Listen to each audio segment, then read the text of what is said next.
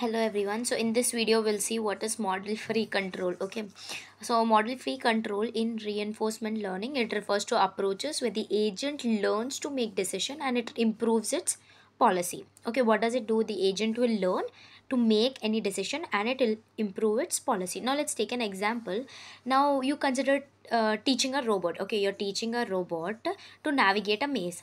In model free control, what happens is the robot doesn't have a predefined map of the maze. Instead, what it will do, it will take actions like moving forward or turning left or turning right, and learns from the outcome, that is rewards or penalty. If it is doing right, we will give a reward. Okay, if it is not doing what we are asking him to do, then we'll put a penalty, right?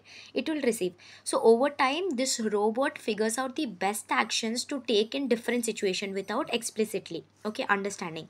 Now this is achieved through techniques like, how is this achieved, whether he has to take left, right or straight, how is this achieved? This is achieved through Q learning or Sastra that we learned. What is it achieved through? It is achieved through Sastra or Q learning. Okay, where the agent updates its knowledge based on the observed rewards and state transitions. Clear with this? Now let's see the other what do you say, this paragraph. Now unlike model based that builds models of environment, model free control methods direct to learn a policy or a value function through interaction with the environment. Now it is interacting with the environment, right? The robot will learn whether it has to go straight, left or right. It will understand through the through interacting with the environment. It is learning. Okay, this is model free control. Clear?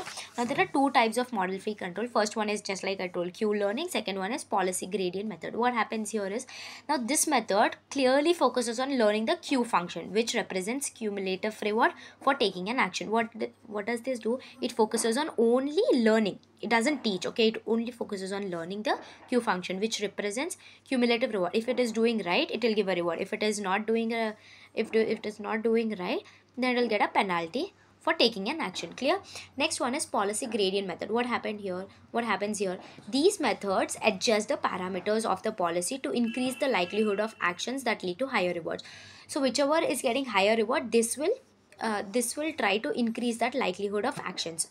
It will ask them to walk on that actions, and it will increase the parameters policy. Clear? This is policy gradient methods. I hope this is clear. This is model free control, and these are the two types. Thank you.